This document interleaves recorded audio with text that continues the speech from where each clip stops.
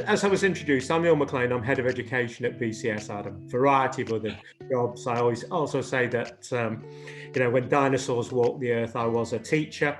So hopefully that gives me some credibility in all of this. But when I tell you that I started teaching in 1976, you might decide that whatever I knew about teaching is well past its sell-by date by now. But you'll have your own views.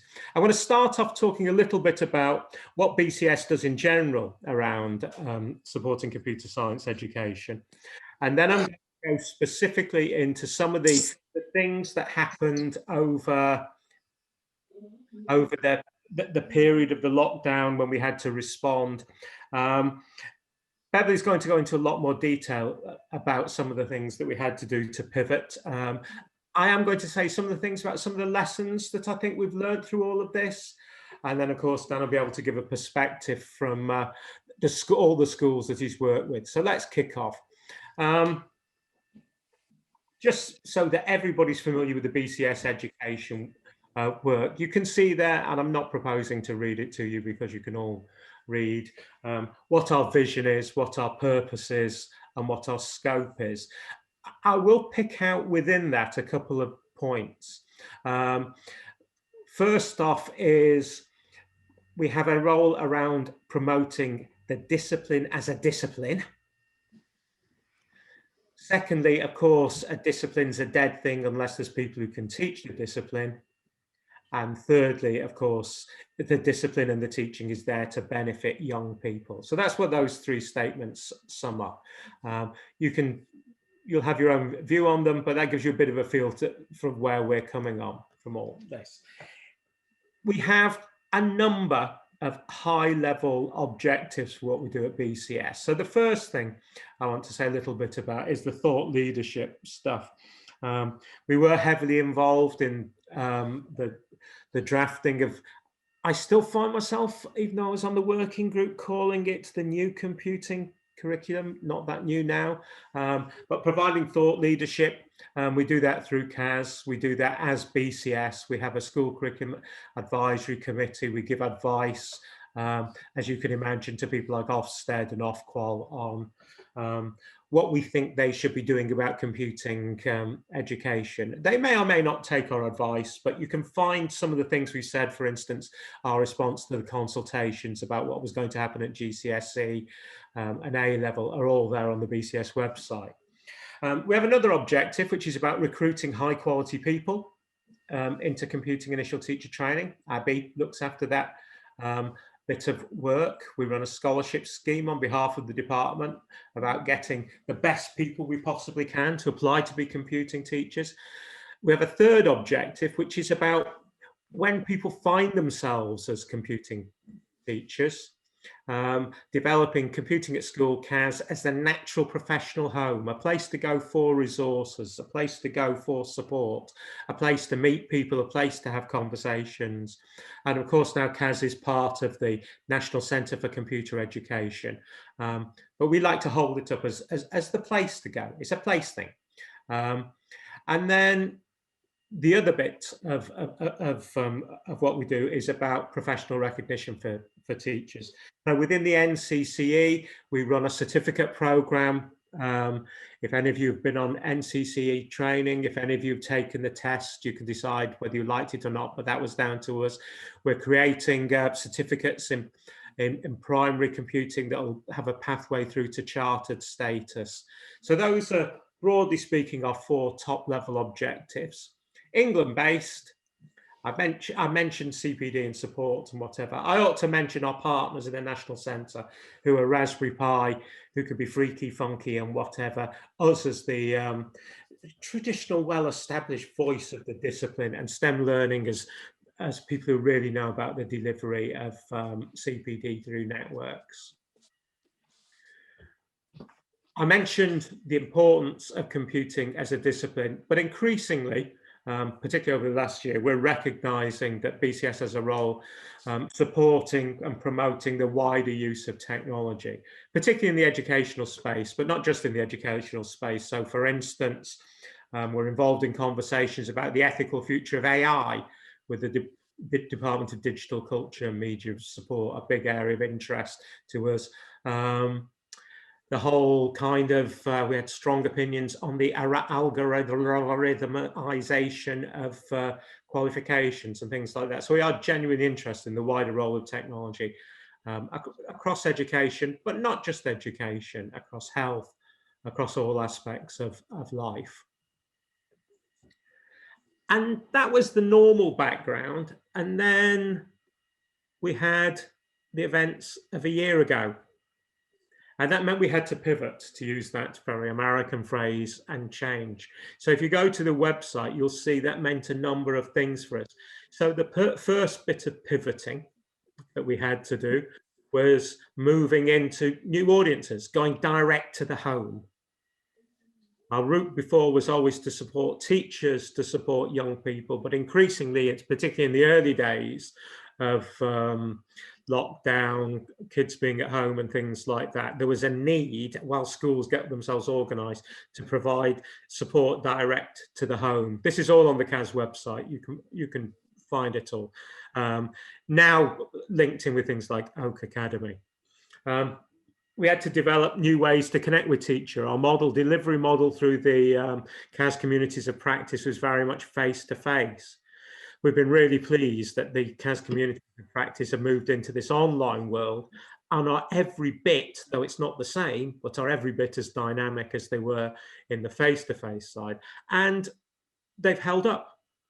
The numbers attending, and this is teachers under immense pressure, having to cope with new things, and they're still attending meetings at communities of practice. We also had to pivot in a number of other ways. So first off is trying to serve the needs of teachers, whilst traditionally we've been very much about the computer science curriculum as the computer science curriculum. A lot of pressurized computer science teachers, computing teachers in primary, find themselves as the font of all knowledge in terms of all things digital as far as their primary school, secondary school is concerned. So we've had to move into broaden our area of support. I've just pulled that out of one bit of support we did around explaining the difference between asynchronous and synchronous learning online. So we've had to broaden out from computer science as a discipline in line with our interests in the wide use of technology to advice about and support for teachers on moving online. I stole this. If any of you don't follow ICT Evangelist, I would recommend you do. But we've seen a real demand across the piece for increasing, I would say technology, but it isn't technology. It's technology linked to pedagogical skills for teachers. I have a feeling that perhaps the use of technology to support learning had gone off the radar a little bit over the past few years, since the heady, enthusiastic days of the early 2000s, when we all thought we'd be doing everything within the next 6 months, that it went off the boil. Perhaps we had a bit of an EdTech winter over that period, and teachers have had to move really, really quickly. And say, this is Mark's sort of description of the journey, which is to help teachers work out where they are, what they've had to go from actually this being utterly new, through working out how to use the technology, to working out how to use it pedagogically. And as a result of all this, there are lessons we've learnt. The Education Endowment Fund's learnt through its research, and BCSE, working with suppliers, has learnt. I'm just going to go through some of those messages. The number one message that's come through all of this, and has come through consistently, Ofsted have said the same thing, is that the use of technology for remote teaching shouldn't just replicate classroom practice. It was inevitable that in the first stages of all of this, a lot of the lessons I saw, and this is not to be critical, this is just to describe how things developed. It reminded me of the early days of cinema, when people basically pointed a camera at a stage set, and it was like theatre delivered at a distance. We're moving beyond that. People are recognizing that the technology can support peer-to-peer interaction. It doesn't all have to be transmission model. It doesn't all have to feel like what I'm doing now. You can split people into groups. You can get people to work on tasks collectively online. And if you do that and take that holistic view, that is more motivational for learners. We've learned a lot. Another part of my working life, I chair a small charity. We set up a thing called Digital Access for All, and that's all about this increased recognition that the digital divide is alive and well in the homes of a lot of young people. And that digital divide is of two sorts. I always talk about the haves and have-nots, the cans and can-nots, and the do's and do-nots. And government, through its various schemes, has done quite a lot to address the haves and have-nots. Laptops have gone into schools and whatever, but there's also a can and cannot in terms of young people's ability to engage, and a do and do not in terms of whether people find it motivational or not. The thing that Beezer said, yes, technology can ease workload, but this came from BESA, British Educational Suppliers Association, only if you bring industry, schools and policy makers together. If you bring the right partners together, you can reduce workload. If you don't, you increase it. That seems to be a really strong message coming through all of this. I guess there's lots of other bits of learning that we've had, but I guess that can wait for the Q&A session. So that's me done. And I think, Dan, I now pass over to Beverly. So cross fingers it works this time. Okay, thank you very much. Okay, so I'm sharing that. Can you see that? I can see that, yes. So hopefully it stays. Okay, thanks, Beverly. Okay, thank you. Thank you. Good evening, everyone, and thank you so much for joining us. Dan, you'll hear a lot of next slide, please, Dan, but my Wi-Fi just doesn't project. Okay, so as Neil and Dan have both said, I'm Beverly Clark, and I'm the Computing at School National Community Manager, and I'll develop upon that a bit more as we go through the presentation. Next slide, please. Okay, so the purpose and mission of Computing at School is that every child in every school has a right to a world-class leading education. Now, just to put this into context, Computing at School, think of it as the teacher-facing part of BCS. So BCS has got the member groups that we're presenting tonight for industry, but we've also got the teacher-focused part of BCS. And that is Computing at School with educators, secondary educators up to university level, and anyone else is just interested in education, computing education. Okay, so to develop a bit more about myself, I've got, that's fine, Dan, my Twitter handle on the screen, and also the Computing at School Twitter handle right down the bottom. So my background is one of teaching. So I was in a classroom for 14 years, both at college level and at secondary level, leading a computing department. And I have been involved in CAS for a very long time, both as a community leader, and I'll talk to you a bit more about community leaders, and also managing the CAS Southwest region. And I have been in this role for 2 years now, managing CAS communities across England. And I do that with the support of my team, which is the CAS outreach team. And I'll mention them a bit later on. I also am on the CAS board, and I also get involved in wider activities, much like Neil does, such as being on the BET Advisory Board. I've got a keen interest in AI, so all the sort of 21st century items. And I've also authored a book for BCS called Computer Science Teacher, aimed at getting new entrants into the profession. Next slide, please, Dan.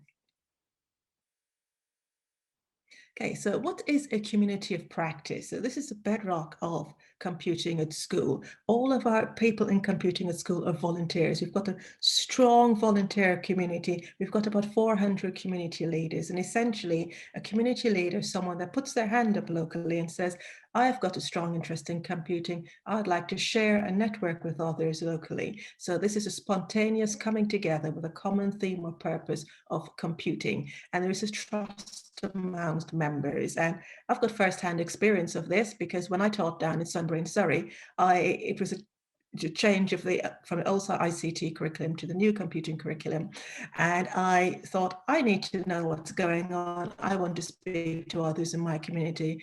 And I think I'm doing a good job here with computing. So I set up a CAS community, which was very well attended. So it's that sharing of knowledge and developing our own practice. So that these communities are up and down the country.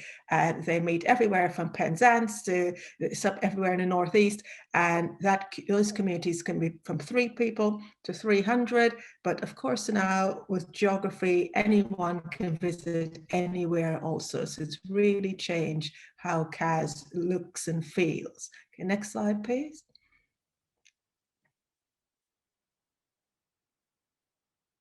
Okay, so this is just a very quick slide to say these are real people. So pre-COVID, these meetings were termly. So a CAS community leader commits to 3 meetings per academic year. And this is one of the meetings that I held in Swindon when I was covering the Southwest region. So they're real people, and you can see there's a real makeup of people. And now, of course, we've got online meetings, which, as I mentioned, give a different dimension. Next slide, please, Dan.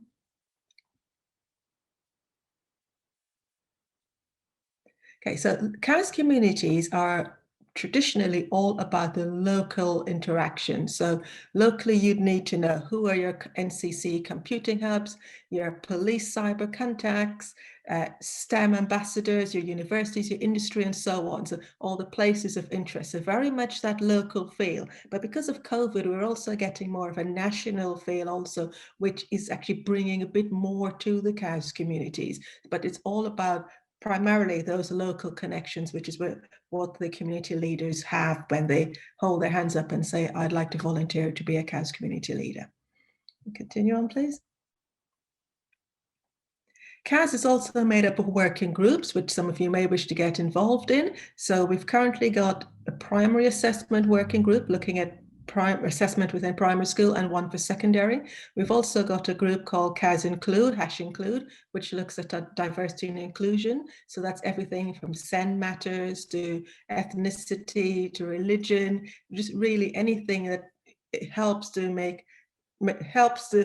highlight the diversity and to make us a more inclusive environment for teaching and for teachers. And there's also a CAS research working group. So that's another part of CAS, the working groups. And they also meet, and on screen I've got how you would actually navigate to information regarding those working groups by going to the CAS website and going to the community tab along the menu bar and navigating down to the CAS working groups. Everything that you need really in terms of working with CAS is on that homepage under the community tab. And Neil also showed the home learning tab also. Next slide, please. Okay, so I've mentioned the CAS community leader. So we like to say this is low maintenance but high impact. So it's a commitment to 3 community meetings across the academic year. My team also support community leaders on the ground. So there is that support, and it's an impact with interacting with other teachers locally or nationally, and the impact upon the pupils within their care.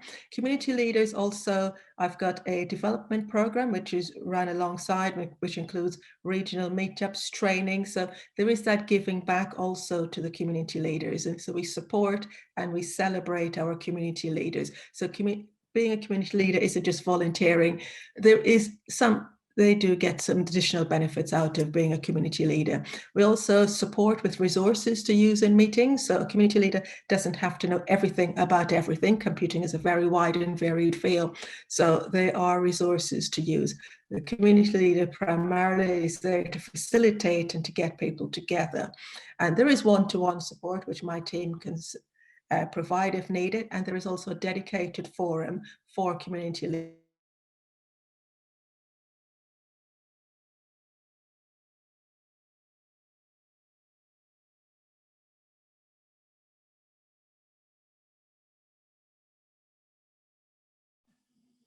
Looks like Beverly has just stepped out for a moment. Let's see if she returns. If not, we'll move on and come back to her.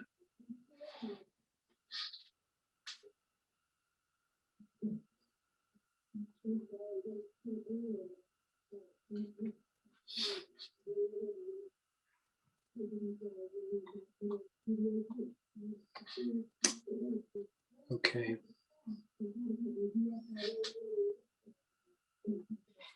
I think she's back in.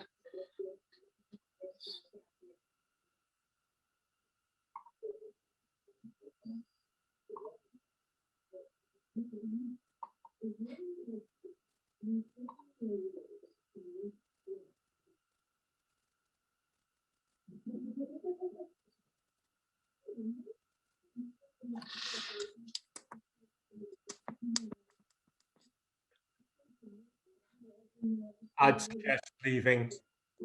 Okay. Moving on. Dan, Right.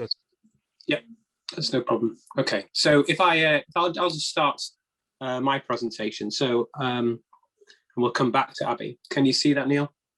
Yeah. Okay, so hi, I'm Dan Toms. At the start of the presentation, Neil talked about the work of the National Centre for Computing Education that BCSE is part of. On the ground, it's delivered. A lot of the courses are delivered from school hubs, so computing hubs. And I'm actually the computing hub lead for North Yorkshire, Leeds and Wakefield.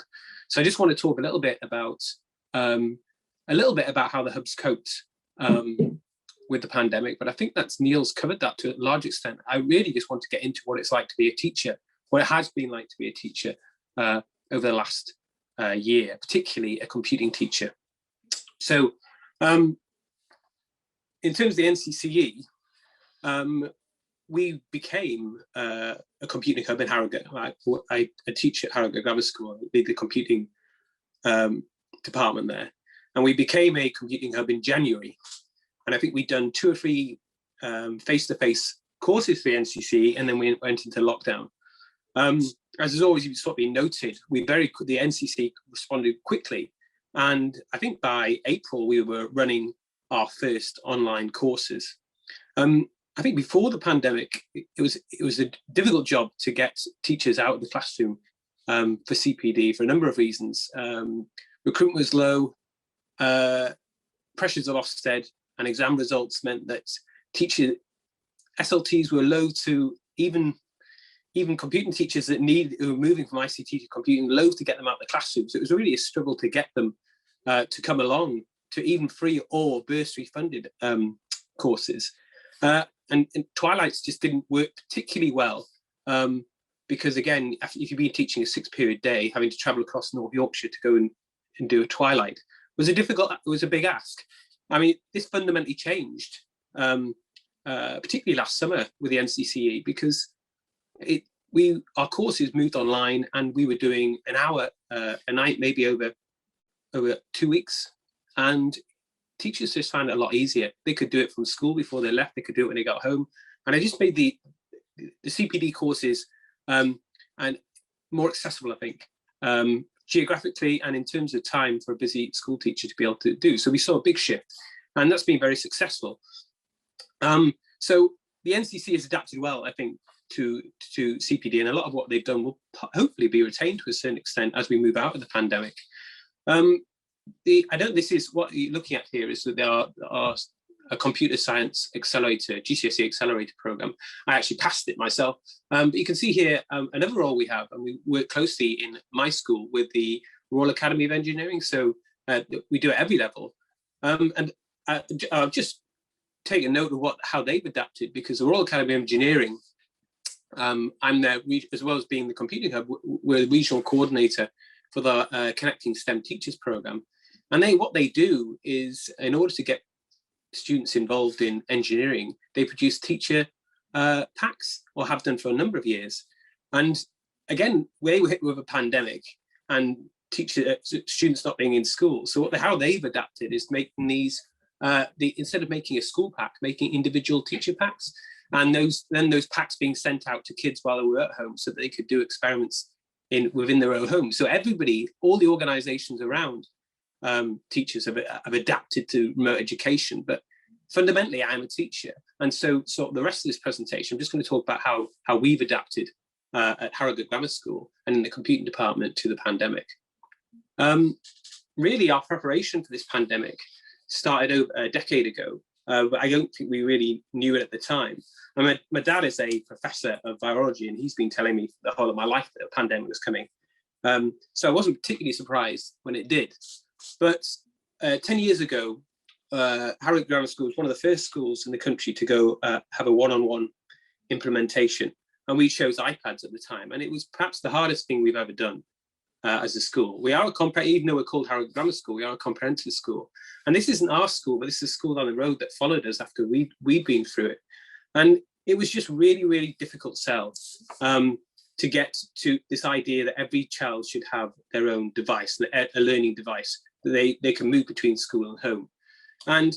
But we did it, and we've had a successful one-on-one implementation for a decade. And I think at the time, we thought this was a revolution. This was going to sweep across the nation. The E-Foundation was going to make it possible every school, every child in every school would have a learning device.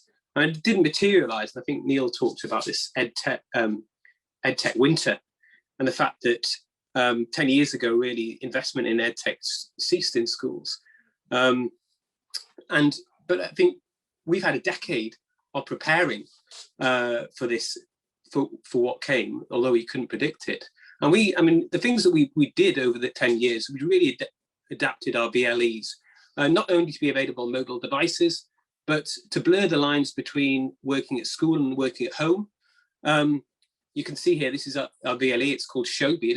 There's lots of them available, but it's really embedded into every single lesson. And one of the things that, with a move away from the ICT to computing, what we say at our school has always been that ICT is still taught, but now, because we're using one-on-one implementation, every teacher is teaching ICT, not just the ICT teachers. So the teachers knew their devices, they knew how to use VLEs. All of our work was up on the VLE and has been for years.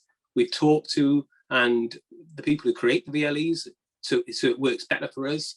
So we've been incredibly privileged. I mean, our AFL, so, assessment for learning, is done through the VLE. It saves time in some sense because it has elements of self-marking. A learning pathway is set up on the VLE. But it's taken a long time to get there. It's a lot of hard work, a lot of training, to the point where I wasn't saying it was almost seamless, the move to remote education. This screen here is this is DIRT. This is Dedicated Improvement Reflection Time, which is a new acronym that we're using in education now. And you can see this is an AFL quiz that's been set online, and this is all done before the pandemic. It's been set online. Part of it's been self-marked. The bit that hasn't been self-marked is I've gone in as a teacher and corrected, and then given suggestions how they could improve their work, and the student has been able to, outside of the classroom, being able to respond to that. So this continuity, particularly in computing, when you only teach one lesson a week, you have this sort of flow of conversation between you and the student. Isn't just within the classroom. And so we've really, you couldn't take these devices away from the school now. It's deeply embedded and really important for communication and feedback, and really to show progression. Or if a parent picks up their device at home, they have access to all the exercise books, all the comments, all the feedback. But more importantly, the student does for every subject. So it was great before the pandemic, but when the pandemic hit, it really did take off. This is the preparation. So when the first lockdown happened, the students moved out. This is every school had to scrabble to do this, but we were in a good position to do this. And this is actually how we developed. To begin with, what we did was we did videos for each lesson. We obviously had a VLE that the students were aware of and used all the time, and all the homework was done in it and set.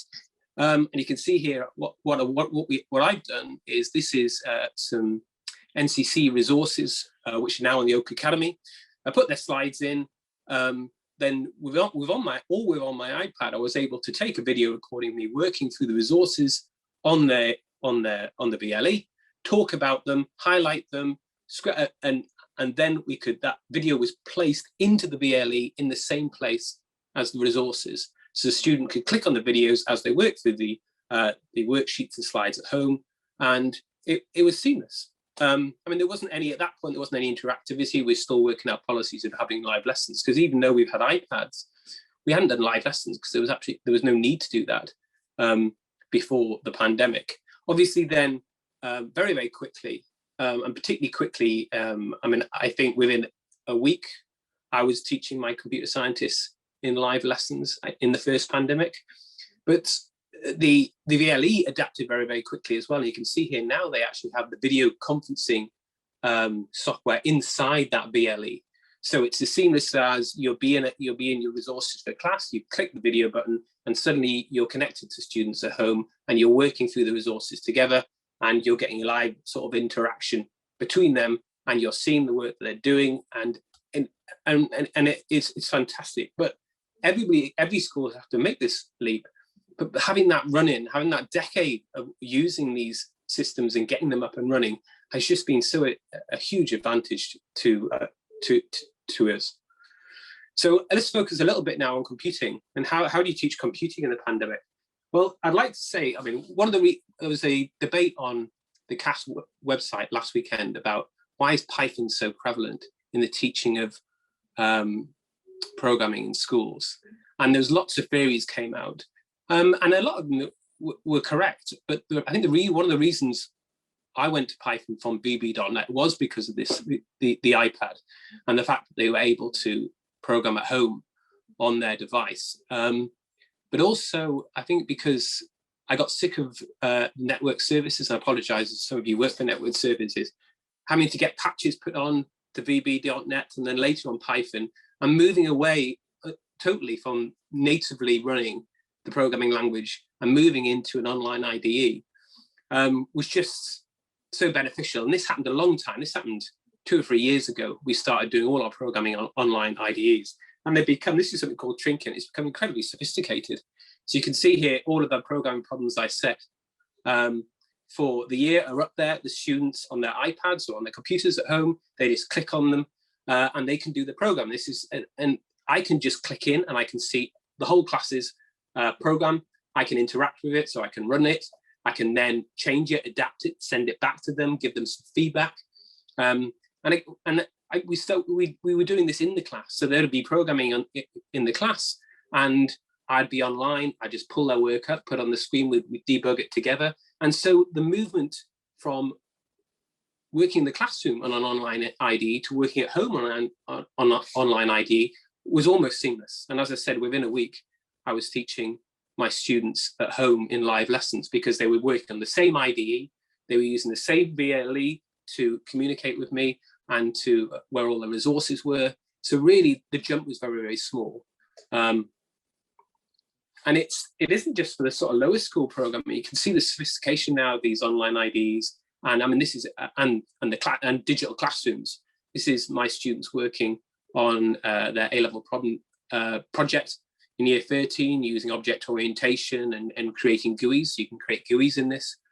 You can see here the discussion that I would have with a student, and again this is pre-pandemic, but exactly the same thing happens now. We just have a discussion outside of the classroom and in the classroom on the VLE about how the project is progressing, so seamlessly between home and school.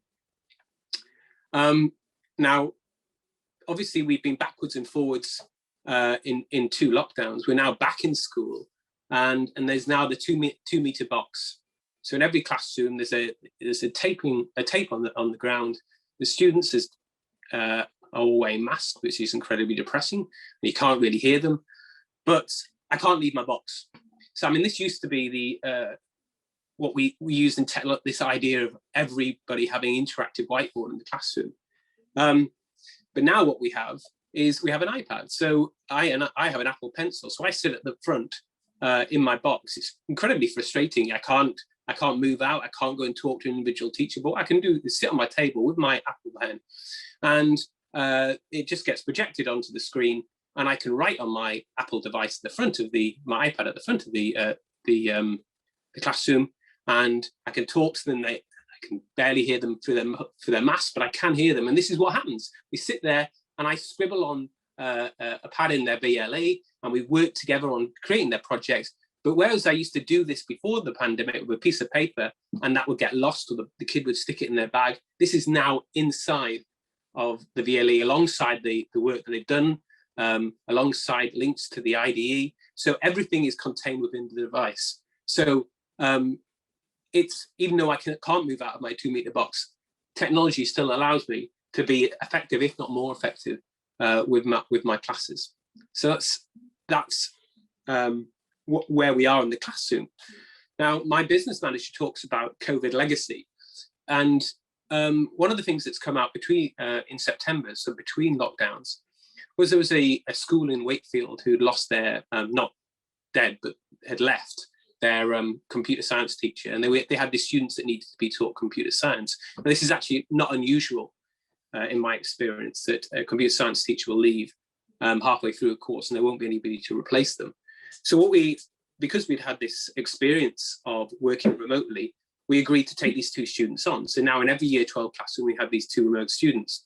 Now, because of the Victorian way we do timetabling, obviously trying to match up 2 timetables, so 2 different sixth forms across the country is difficult. But we had the experience with remote education, so we record every lesson now. So every single lesson that we do is a Teams lesson. So if the students can make it, they come along and join with the rest of the members of the class. If they can't, it's recorded and they can watch it later. And what we found, technology, this is I mean, they're incredibly expensive, but we bought a pair of AirPod Pros, and they have this transparency feature. So what it allows you to do is it actually lets in external sound.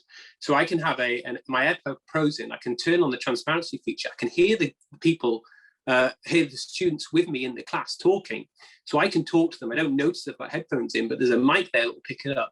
And then a student who's a remote student will just start talking in my ear, and I can answer their questions at the same time. So this experience has allowed us to sort of develop this sort of idea that potentially in the future, this isn't just a one-off.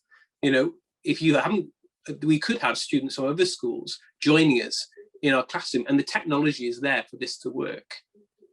So that leads us to teacher training. So we just set up an ITT, teacher training part-time class in computing, incredibly flexible thing.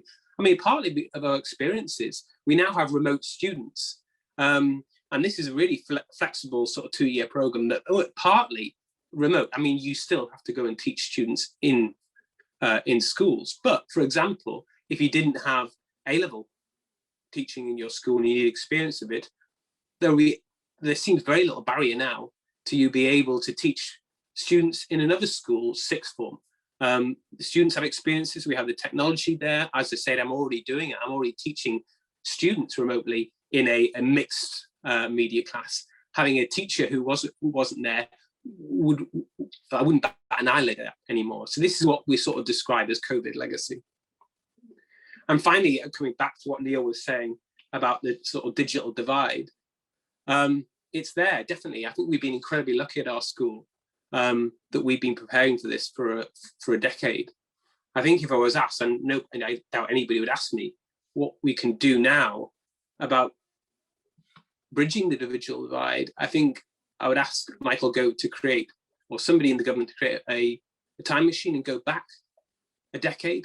And at that point, that's when the investment should have been. The technology was there for every child to have their own learning device. And I think we've been through an incredible journey. And it's just such a shame that a decade ago, technology was ready and it just wasn't embraced in schools. And so that's the end of my presentation. That's what it's like to teach computing in a pandemic. Abby, did you want to say something about the scholarship program? Yeah, of course, that would be great. Thanks. Yeah, so something that Neil mentioned at the start, we also work in partnership with the Department for Education on a scholarships programme, supporting trainee teachers at secondary level going into computing teaching. And yeah, it's been great to see. We've had this past year, we've seen a real increase in the number of people coming from industry and moving into teaching. And we're finding it again for this September, we've got a really good intake.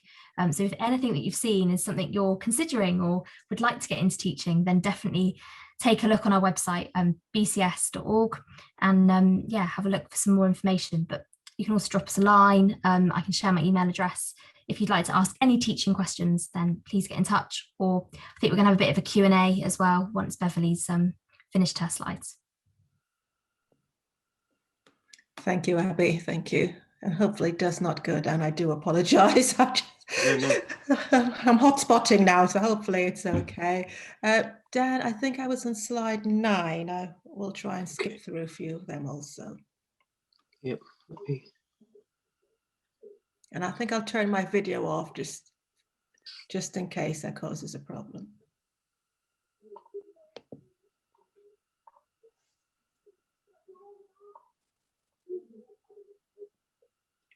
Nope.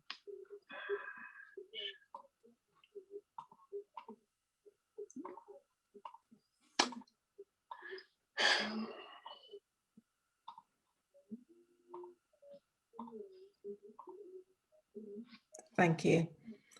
Okay, so the CAS community leaders essentially sign up to a charter, and that means that when a community leader puts on a meeting, any teachers that attend that meeting should be able to take away at least one resource which they can use in the classroom straight away. So teachers attend these community meetings, which tend to be after school between 4 and 6 p.m. And so that whole thing of something that's immediately usable. So it isn't a sales meeting. Teachers are not to be sold to, and there should be lots of times to collaborate and have a go, which is also challenging now in the new world with engagement online. So, you know, that's presented a whole host of new challenges. And this is whole networking. And by developing our practice, we do that by talking to each other and finding out what works well. Dan, if you skip on 2 more slides for me, please. To the green one, slide 14.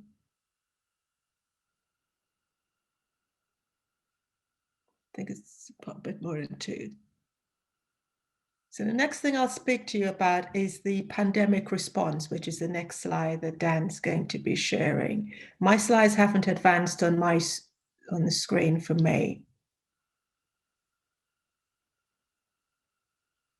But essentially what I'll do, I'll talk you through the CAS response to the pandemic, which you know, is a reflection of what things like what Dan has mentioned and following on from what Neil has also mentioned.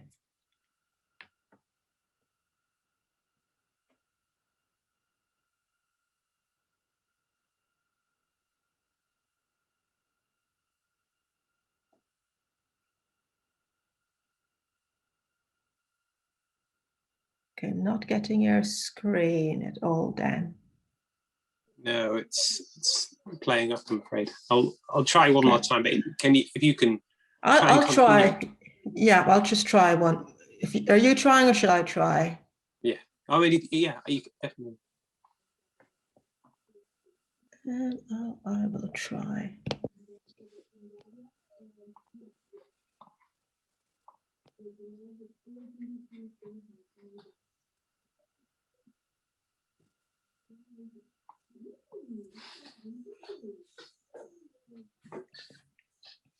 If you unshare, stop sharing, and I'll try to share. Can you see my screen now? Yeah. Yep. Okay, great. It's okay. I'll just skip ahead with the technical difficulties. So the pandemic response, I'll just talk you through the response that we've had as CAS to the pandemic. So one of the first things we had to do is to move all of our events online. So our community meetings are now all online. As I said, that's presented some challenges, but also lots and lots of benefits. And the first time we saw one of those benefits was with the virtual showcase. So prior to last year, traditionally CAS would have a summer conference, and that would attract about 250 people. With the virtual showcase last summer, we attracted over 750. teachers. So that was a massive shift in a benefit brought about by the pandemic. So engagement grew, and we also have another showcase coming up this year again in June, capitalizing upon that increased engagement. So we then ran an autumn showcase, again, all online, attracting a host of keynote speakers, so really big names like Anne-Marie Imafiden, Mark Martin, Maggie Philbin, so Dr. Rupert Ward, so lots of big names to come into the showcase. So people can actually get to these showcases now without having to travel. So the computing messages and messages about education are being spread wide. Been capitalizing upon our collaborations with universities. So just on the 5th of March, we had a collaboration with the University of Plymouth, which was a festival of computing.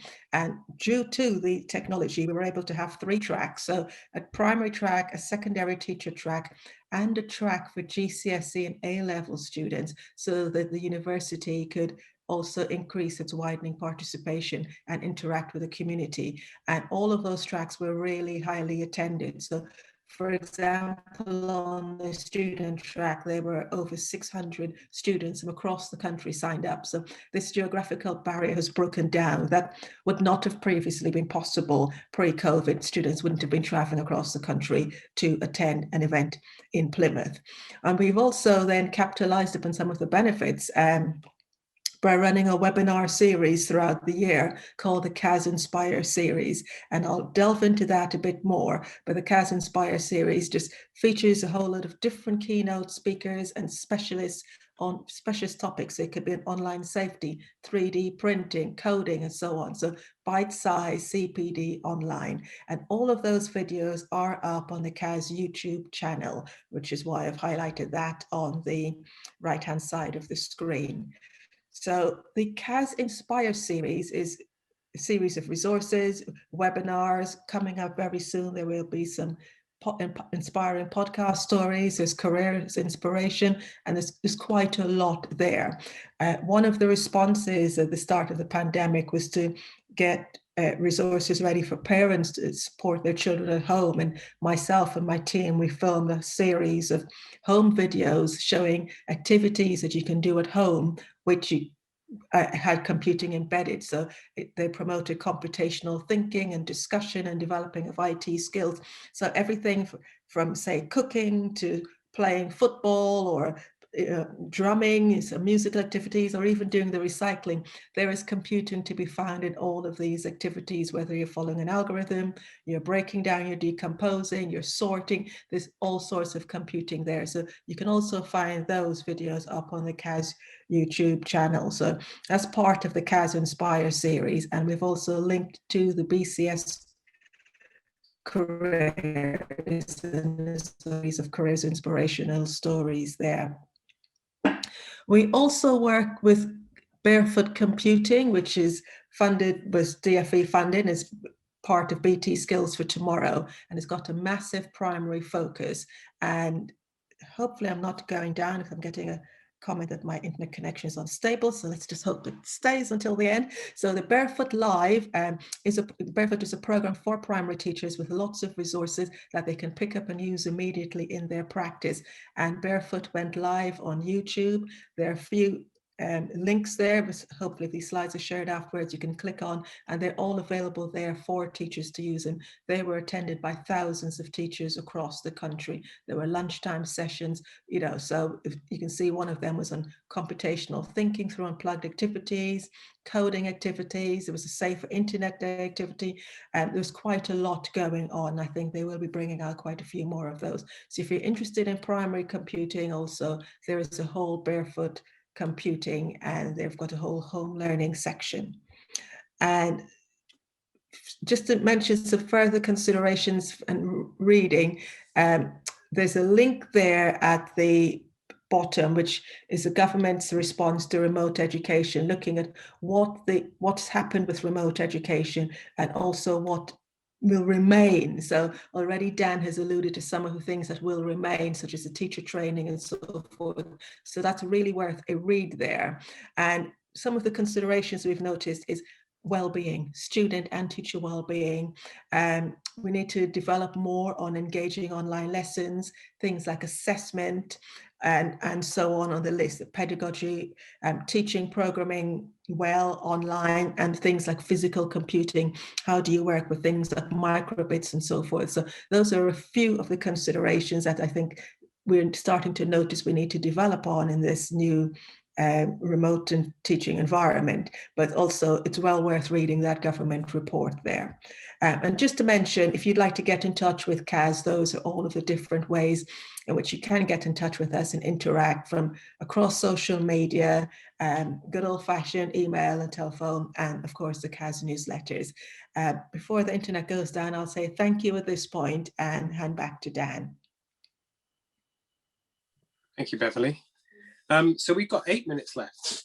So any of those presentations or anything you've heard today, if you want to ask us questions, I think you can unmute if you want to say it, or you can drop it in the chat. So just raise your hand, and we'll let you know. So Charlie's got his hand up. So can you unmute, Charlie? Yeah, thanks, guys. That was really interesting. Thank you very much. Yeah,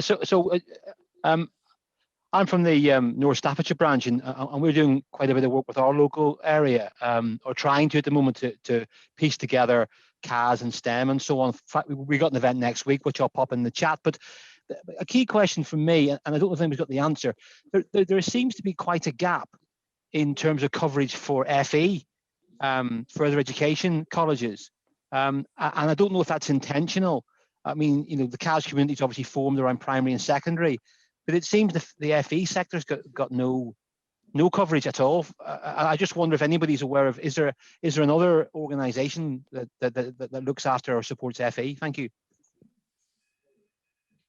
Should I pick up there? So you are right. There's obviously low coverage in FE. However, if FE colleges want to put on a CAS community, get involved with CAS communities, that's welcome. I think it's a matter of spreading the word further and wider and getting FE colleges involved.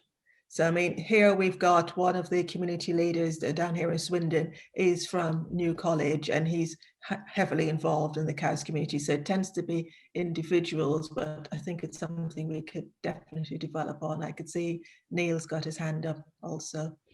Yeah, this is a really good point, and it sort of adds to the frustrations that people in FE feel about being, I mean, it was rather patronisingly called the Cinderella sector, you know, that it does get forgotten. I think one of the things we ought to take away from this is for BCS to contact the Association of Colleges and have a conversation around FE, because there are at least 2 of the NCCE hubs are based in FE colleges. And there were other, because I mean, for better or worse, I managed the recruitment of the hubs. There were other ones who came forward to apply. So there is genuine interest there. But as Charlie says, it's not even across the country kind of thing. So that's an important thing for us to take back, I think. Anybody else got a question? Raise your hand, please. On anything you've heard tonight.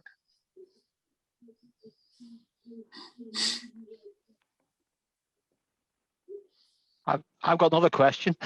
Nobody else has got one. It's a really question for Dan, in terms of his experience of device management. If every kid's got a device, an iPad or whatever, you know, kids forget books, they break stuff and so on. I just wondered how that practicality was dealt with, really. I mean, it was difficult. I mean, it was a really difficult thing to set up. I think once you get anything, once you have a lead in, it works. So the kids broke their screens, but what we find, I mean, Otley is where I live. Obviously, when I talked about there being a revolution, there was about 5 or 6 different schools in the area that started, you know, follow our lead. And I work in Harrogate. I don't live in Harrogate. I live in Leeds. But in Otley, where I live, a shop set up that now sells iPad screens, and you know, it's quite incredible. I mean, it's like a school clothing shop, that's what he does all day, is the kids bring in and, 40 quid or whatever, and they got it done. But then there's all sorts of things surrounding this, and you can't just jump straight into it. It does take time, but it has been seamless. Now it's just the kids come and they get it, and we have a whole system set up. I was talking to Neil about how schools have adapted to be testing centres, and I think if you give schools time, they are incredibly have a huge capacity for solving difficult and complex problems, and they will create systems and they will make it work. And all of the, I mean, you could see I talked about the Daily Mail headings about iPads, and there was lots of scaremongering, but and around safety of students carrying in expensive devices to school, but none of that materialized, and it just worked. The teachers embraced it, the students embraced it, and I think if you tried to, teachers leave Harrogate or Otley and they go and teach elsewhere, and they have to go back into a sort of it's almost like going back in time. And it's fine, they're teaching, and they're brilliant teachers. They can adapt to teaching without having a device. But it is that kind of period of like, how do I communicate with my students? Or you have to see them in lessons, or you have to go and stand outside their form class, or you have to pass a note in a pigeonhole. And it's almost like going back in time in a lot of schools. It doesn't fundamentally change, there are changes to pedagogy, but fundamentally it doesn't change. It just makes things easier. And the pandemic is a great example for us of how this changed everything. It's that we had completely shifted, and then the blurred the lines between home learning and school learning, and it was just incredibly beneficial. And it made you, just like the world is sort of waking up and seeing this massive digital divide now, which has always been there, but not being, people perhaps have been lying to themselves about that. Suddenly, it became very stark to us, what we had and how lucky we have been that every child, because you can have households where you've got 3 children and in one computer, and they can be a well-off middle-class family, but all of those children, if they went to our school, would all have their own device, and they'd still struggle with the internet. And particularly in North Yorkshire, that is a big problem that we need to address. But I think the concept of that 10 years ago about giving a child a device that was theirs to take home was just abhorrent to a lot of people, and it was really, really difficult to sell that to them. But now I think everybody in our communities just accepts that's the way education is, that students have their own device and are able to learn wherever they are. I'm not sure I answered your question. I just went on a rant. No, thanks. Yeah, what you're saying is it's tough, but you demonstrate it's doable. You're going to get breakage. You're going to accept that you're going to have some collateral damage and just push through it, really. So that's really helpful. Thank you. Have a case.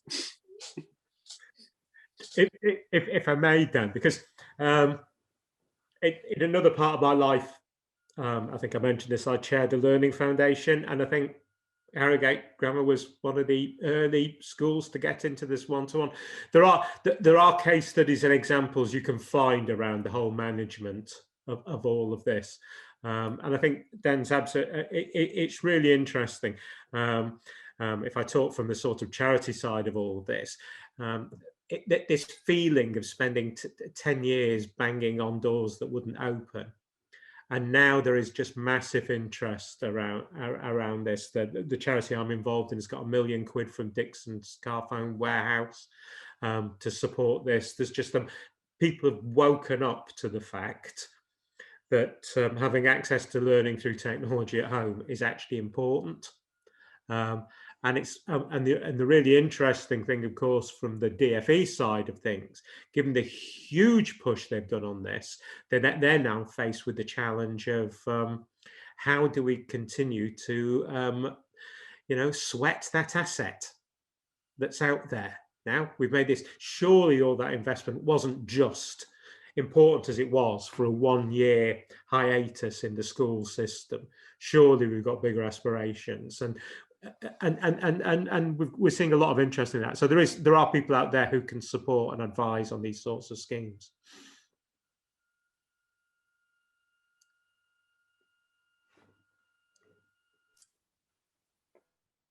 You're on mute, Dan. Just saying, raise your hand if any last questions, because we are at 8 o'clock. And so this is when we plan to finish. So if there isn't anything else to say, unless Emily's got any closing statements to make before we finish. No. Sorry, let me Oh yeah, sure. turn my camera on. No, there's just a question about regarding the presentations. I mean, will they be available to us? Yeah. As part of the audience, right? And Yeah, we can. Yeah, of course they will. Super. This is a big question. I don't know to finish on. I don't know whether whether we can answer it now. My biggest concern: we've got STEAM as a separate entity in the curriculum, but there's no through path for it. We don't offer DT or anything at A level or at GCSE. In fact, we offer GCSE and then IB. I work in Milan, but I'm from. You can probably tell by my accent that I'm from the north of England. But I'm finding it a bit strange because the kids are desperate to do DT, but we don't offer it. But we've got to teach STEAM rather than STEM, because obviously we've got the art element in. But what we have got in Key Stage 4, what we have got at GCSE is a more bias, because of the nature of the kids, a bias for science, and then computer science is not seen as being a science. But then when I'm looking at the curriculum now and people are talking about STEAM and seeing what we're doing and what yourselves are doing there, I mean, what is computer science turning into, or what is computing turning into? Is it turning into a pathway that leads into either engineering and design technology and computer science, or is it leading into computer science? Because, and are we treading on the toes of design technology teachers by delivering STEAM, or is it a joint curriculum thing? How do you get, how do we convince Key Stage 4 that computer science is a genuine science and not, don't do it if you want to be a doctor, or don't do it even if you want to be an engineer?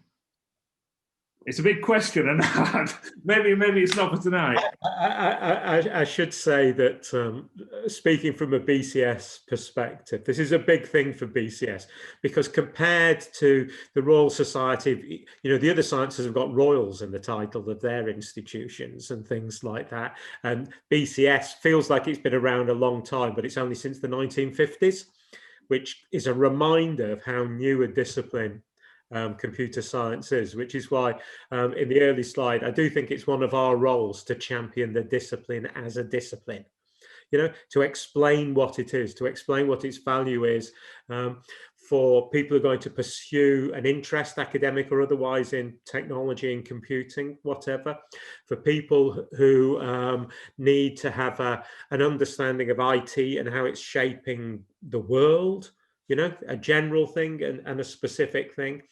I think no one's quite got this right. And if you look across the world, you'll find that computing, it carries its history with it. So it's in random places in the curricula of different parts of the world, called, in some places it stands on its own, but in others it's in some countries it is actually part of D&T. Yeah. In some countries it's a mainstream science. In some countries it's part of digital media and technology. This is all emerging. This is a huge question, and I'm just interested to see where it's going. That's all, because I know that we had the big push, and maybe we have run out of time. But we had the big push with ICT, and I know ICT teachers, there was a lot of stubbornness in terms of this. I mean, computer science is completely different to ICT. It's a completely different discipline. But then then it feels like we're starting to tread on the toes of the design technology by the introduction of STEAM, and it's just a sort of the future of computer science now, the future of computing. Which way is it going? Is it going to be an engineering encompassing STEAM subject, or is it going to be a pure science? In 5 years' time, what will it look like?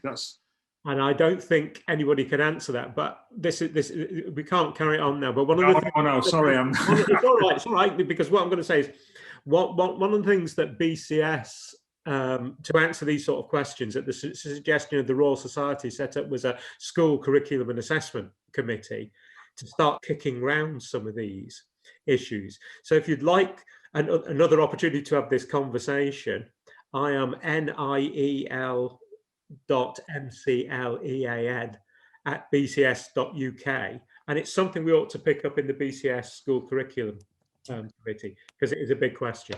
But I think Dan will go spare if. No, I'm going to shut up. Dan, I'm sorry, I'm going to shut up now. Thank you. Thank you so much for that. Neil, I'll be in touch. Yes, thank you. Excellent. Cheers, Dan. Okay. I've just popped your email address in the chat, Neil, so Robert can have that. I could have done that myself, but you know. I know. Right. Thank you, guys. Thank you. It felt to me like a quick hour, but maybe for others it didn't. I think I've really enjoyed today, and thank you very much to my co-hosts for joining us at West Yorkshire BCS and North Yorkshire Computing at School. Thank you for your time, and thank you for all the participants. Thank you for joining us. So we'll stop there. Yeah. Thanks, everyone. Thanks for coming. Thank you. Thank you. Thanks, everybody. Thank you very Thank much. Thank you. Bye. Bye-bye. Can't get out of it.